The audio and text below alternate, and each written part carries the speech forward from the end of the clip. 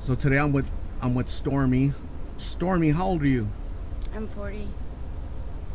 Stormi, how long have you been out here using blues? I've been out here since 2018, but I've only been on the blues for about 4 years. Are you originally from Phoenix? No, I was born in South Dakota, but I grew up in California. Okay. And who introduced you to blues? Um, I'd have to say I did. I went looking for them. Was it like a boyfriend that offered them to you? No, just a bad day, and I just wanted to go numb that bad. What pain were you trying to numb? uh, I got kidnapped, tortured, stabbed, given a hot shot, and left for dead. And I had no support system to help take the brunt of that blow. So, How old were you when that happened? that was 4 years ago. So, well, I had to be like 37. It's like a traumatic event. Oh yeah. Absolutely, sounds like it. Do you have kids? I have 5 kids. Where are your children at? Um, they're with my ex-husband and mother-in-law. Does your family know that you're out here? Oh yeah. They try to help? They gave up on that a long time ago. I'm not gonna quit until I'm ready to quit, and it's been a long road my whole life with addiction, off and on, and they finally came to terms and realized that it's only gonna happen when I'm ready for it to happen. Anything sooner, any attempt to force me or help me on their end before I'm ready is not gonna work, because it just prolongs the inevitable. So they just cross their fingers and hope I make it out alive. And when I'm ready, I'll go do it. How old were you when you started substances? 15. What was that substance? Methamphetamine. Was that with friends or A group of models. models? Yeah, I dabbled in modeling in my later teenage years and really my early 20s. And meth is a big thing in the modeling industry. Quick way to lose a lot of weight and get that good positive energy and pump. And so yeah, I was doing a photo shoot for motorcycles with a group of girls, and it was just being passed around, and I didn't want to be the odd man out, so I just, went with the flow, pretended like I do it all the time, And I was hooked on phonics after that. Ever since then, huh? Yeah. So basically most of your life. Most of it. But, well, no, I can't say that, because I did have 16 years sober. When I was 21, I went to prison. I got arrested for sales of narcotics and dangerous drugs. And I went to prison, and I gave birth to my daughter in prison. And she was a product of rape. And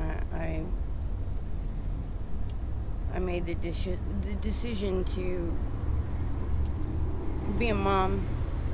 And so I have a good 16 years where I didn't even think about it, never touched nothing, not even pot.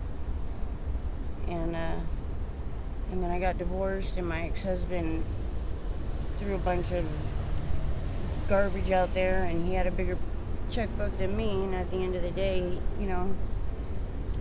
what he said went, and I lost my kids and everything I had worked so hard for that 16 years, it just all went away, and I didn't have anything to be sober for anymore, so I just went back to what I knew.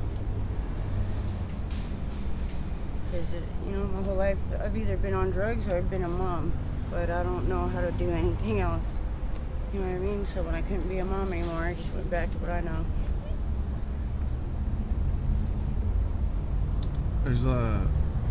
It sounds like there's a lot of pain, a lot of hurt in your life, a lot of things you've been through, experienced, and it looks like you're just numbing that feeling or those memories, trying to suppress them with being slumped out and using these pills to kind of just numb everything, right? That part, that's exactly what it is. Just get to a point where you just get tired of just being like people think depression and pain, emotional pain is like something you can't feel, but you can. It's very physically it can like physically cripple you to the point where you can't breathe. It feels like you got like an anvil on your chest just squeezing the air out of you 24/7. I've heard this a lot from other people, the anguish, the inability to do things because of those memories that just haunt them. Sometimes I worry about those folks, because at what point do you not want to wake up? Life is so miserable, right? Quote unquote miserable, and those memories and the pain, the hurt, anxiety, depression. I think when people make the choice to get on blues, that's that point. Because we know every time we hit that tray, it could be the last hit we ever take of our life. You know what I mean? Sometimes there's a batch that comes out that'll just that'll just wipe out a lot of people. It's just too strong, and we all know the risk we take when we take that hit. So I think when we make the choice to get on it, we've already hit that point. We hit the point where, we're not trying to die, but we're not trying to live either. You know what I mean? When we get on blues, we've kind of lost our purpose and our reason, and, it's kind of like until we get that carrot dangled back in our face again, or just something to live for. It really doesn't matter to us, We wake up every day and we just have no quality of life. We pretty much live just to go numb and waste away our lives just doing nothing, going numb. Pink Floyd said comfortably numb. That's exactly what it is. You're chasing that to be numb every single day, right? You're trying to get money, figuring out a way to make money because you need to get that numb, that state of numb, right? Not feeling That's anything. exactly. And people think that we chase the euphoria, and that's rarely the case. I mean, yeah, it feels good, but the most addicting part is not feeling it at all. And they always say, like, once they get on the blues, they lose themselves. They just go numb, They don't feel anything anymore. Not for themselves, not for anybody else. And that is comfortably numb.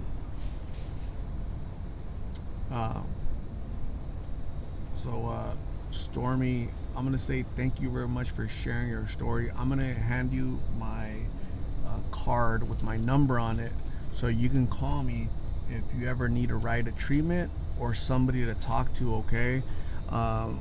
Don't give up on yourself, okay? So right now you might be lost, confused, mental anguish, emotional issues, the trauma you've experienced throughout your life, but you matter, right? People think about you, people pray for you, and hopefully you find that purpose very soon and fight for yourself, okay? I'm gonna hand you a donated blessing bag from one of my subscribers, a friend of mine. Her name is Shorty.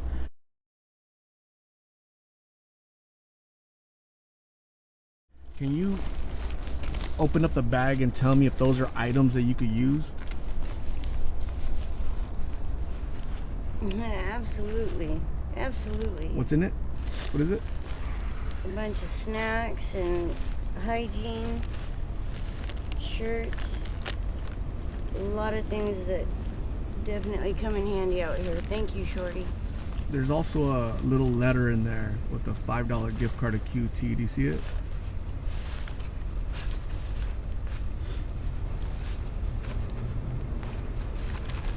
Yeah, I found it.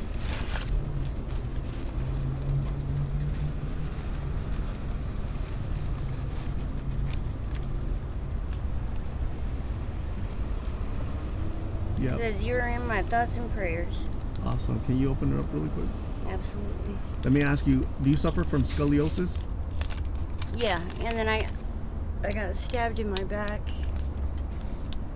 and now my back is trying to overcompensate. I'm supposed to go to physical therapy, and that should help. Yeah, please go get help because it's gonna get so blues, they cause osteoporosis, which is brittle bones. So if Yeah. you already have back issues, the blues are gonna make it 100 times worse very soon. Okay, so just please think about that. Absolutely. Do you want me to read Yes, it? please. There's the gift card, and it says, "First, I want to say thank you for accepting this blessing bag my family and Elma helped me make for you. I only ask that you do me a favor and say a prayer for me as I battle my struggles with depression, anxiety, and awful thoughts as well. When you can, please pay it forward and bless someone by simply being a friend and helping someone in need. I hope these items help out a little. Be safe and please call Art to go to treatment. We really do care and are praying for you. Love, Shorty."